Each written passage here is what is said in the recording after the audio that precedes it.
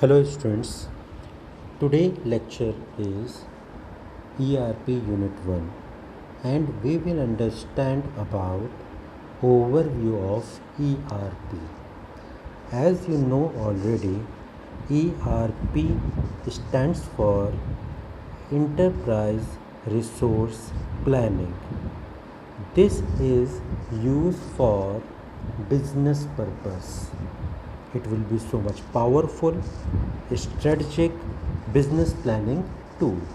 Means that ERP is a centralized software where everyone can use simultaneously. Those are working directly or indirectly within the organization. Okay, so here in this software all the data will be on the centralized, so that every person who are related with the organization directly or indirectly, they can access easily. That's why this is so much powerful and strategic business planning tool.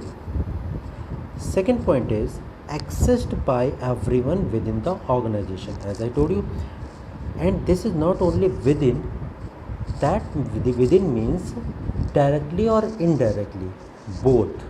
Okay, so if any employee or stakeholders which are related to the organization, that will be also within the organization.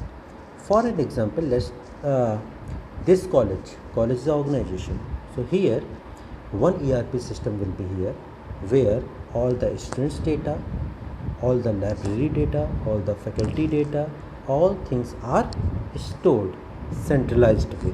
Okay, so in this way you are students, faculty are the direct within the organization related, directly related, but some stakeholders are there. Maybe stakeholders are the library book holder who will come in the college and issues the books for the students. So they have also rights to use your software, so they are also related somewhat. Up to some level they are also related with this organization. Okay, so all these things are called the ERP, Enterprise Resource Planning. In the next lecture we will learn about basic concepts of the ERP. Okay, hope all of you are understand overview of the ERP. Thank you.